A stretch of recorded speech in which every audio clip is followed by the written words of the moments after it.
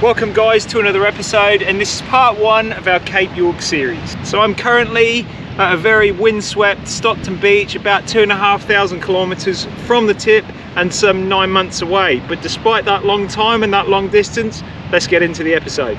So our trip is not going to kick off until July 2024. It's currently October 2023 and we're right into the planning phases at the moment, and that's what this episode is all about. So the trip itself is myself and the butler. We've got 3 other cars coming with us, and at the moment we've only got a preliminary itinerary, so let's take a look at that.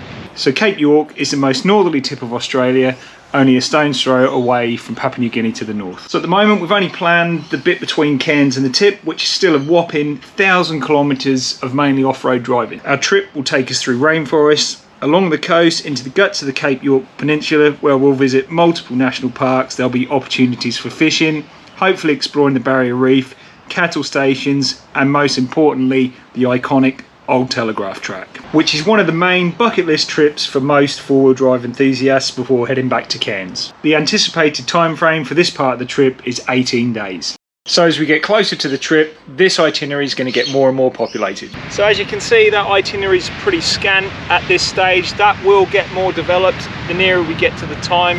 And you're probably wondering what me being on Stockton Beach on my own has any relevance to a Cape York trip that's not for another 9 months, and that's actually a good question. The reason I'm here is because this is a shakedown trip to test out some of the early mods that I've started to do in the back of the Prado. So I'm not doing anything really to the car, it's just really fit out the back and just make it a bit more comfortable for that trip. So let's take a look. The fit out I've gone for is a budget build.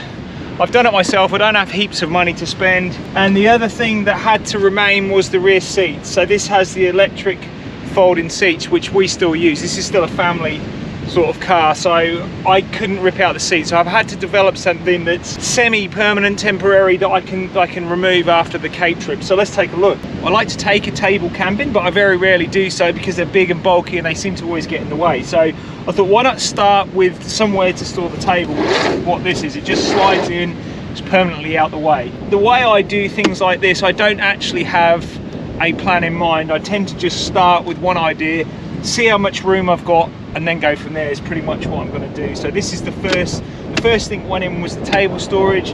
That was obviously governed by the size of the table. Then next is my water container. So it's just from a caravan. It's just a caravan water container, which I've just strapped onto the back of the seats via these rhino straps, and then I've just got a normal hose pipe attached to it, which actually works really well. It's just gravity fed. You know, there's no pumps, there's nothing sophisticated about it, pretty cheap to build. The hose then just clips up there afterwards when it's not used.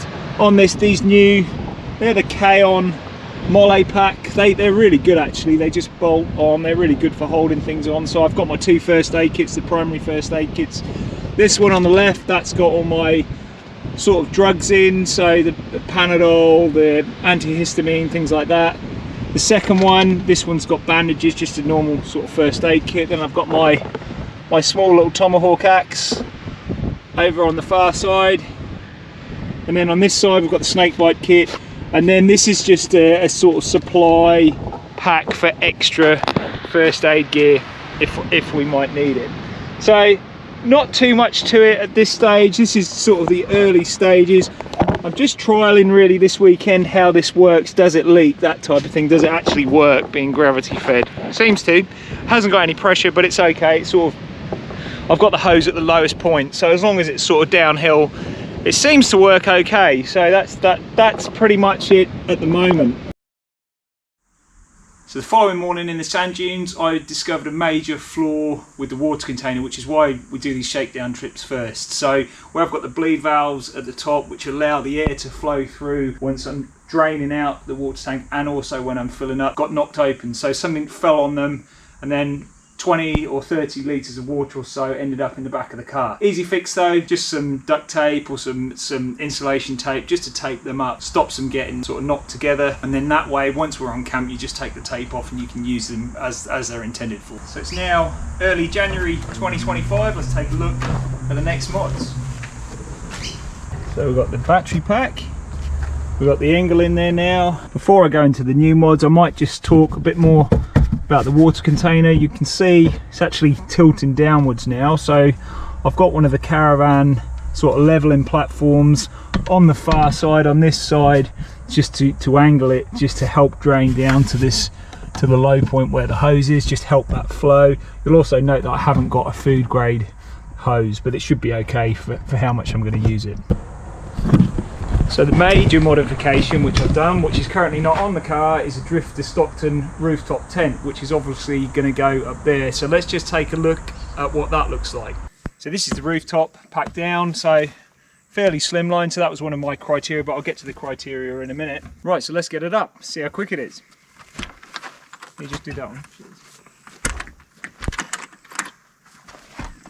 And this is the beauty of a rooftop tent, especially on a trip like to the Cape.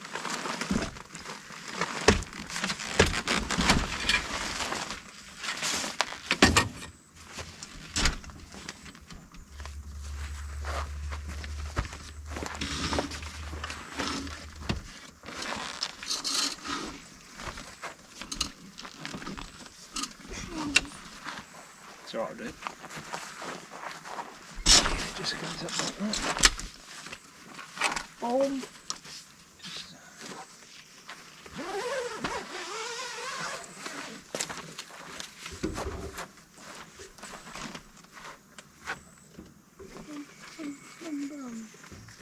Ladder up. Much better than putting up the tent. That's like 30 seconds. So that's pretty much it. I've just got to, there is a little hole that you've got to stiffen up at the top, which I'll just get that done, which is just on the inside.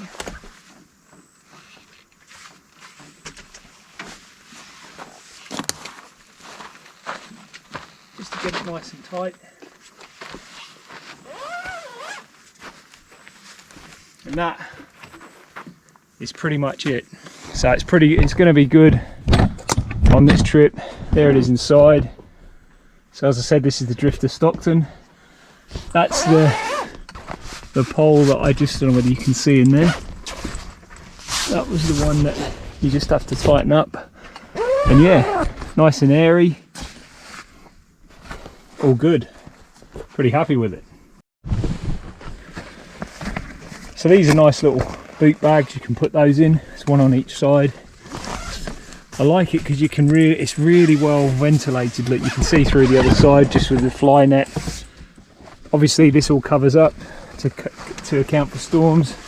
The butler's just in there now. So there's also an LED strip at the top, which just plugs into a normal USB bank. Yeah, pretty nifty, I reckon. So I like it. Let's have a quick, let's do a 360 degree look of it all the way round. So there's the solar on the top, as we said. So obviously this will be on the Prado and not on the trailer, but yeah, pretty, we like it, don't we, Butler? Yeah, it's cool. So it's like anything when you're buying boats or anything like this, you've got to compromise on certain things. And my main criteria, I had two main criteria. One was weight. I didn't want a lot of weight on top of the Prado. So this one's pretty light. It's like 57 kilos or something like that. It's the 1.2 meter wide one, so it's not the widest one, and that also keeps the weight down. I also wanted it slimline, but then there's a compromise with the slimline because you can't get the bed in, so we can only get the one sleeping bag in. So the second criteria was price. So this is sort of a mid-range one, so you can spend heaps of money. I couldn't afford a really expensive one, but it's really just picking what that criteria is. If your main criteria is something really comfortable with a thicker mattress and one that you can put your bed in, then this one's probably not the one for you, but then it's going to be a lot bigger. So it just depends really, it swings and roundabouts what you want. So while driving, the angle's going to be hooked up to the usual 12 volt supply.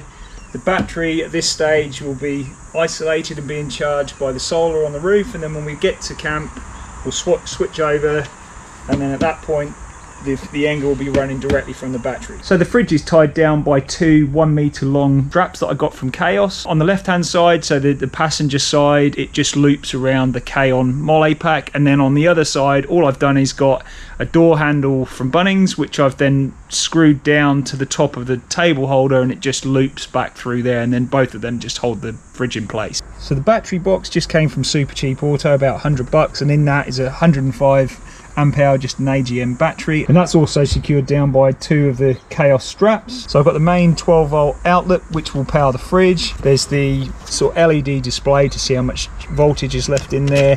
I've then got a double USB, so a 1 amp and a 2.1 amp 5 volt USB. Then on the other side we've got the two Anderson outlets. One I've attached another USB output, so these are both 2.1 amps, so both 5 volt 2.1 amps. And then the remaining one is for the steady camping light.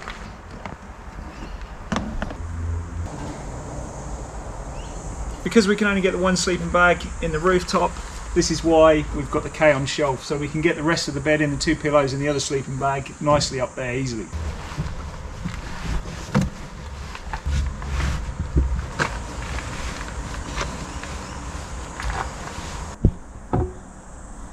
So it's been tried and tested recently on a trip down the south coast, and it did work. So I am limited to the configuration of it. The fridge has to go that way, because if not, this is the only way really that you can get the fridge up with any access in. So it had to be sort of positioned there. I've deliberately put the battery box at the front just so that it's easily accessible. So it does kind of make it a bit inefficient for space really. You've got that sort of gap there that's hard to do anything with without disturbing these in too much.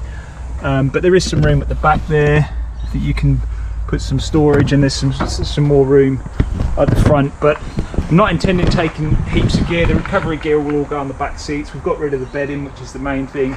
And then this area at the front on the south coast trip was where I stacked the food. So we've got just these food bags, these types of things. So once they're full, they can stack fairly neatly there. You can get three sort of stacking upwards, which is what I'll probably do.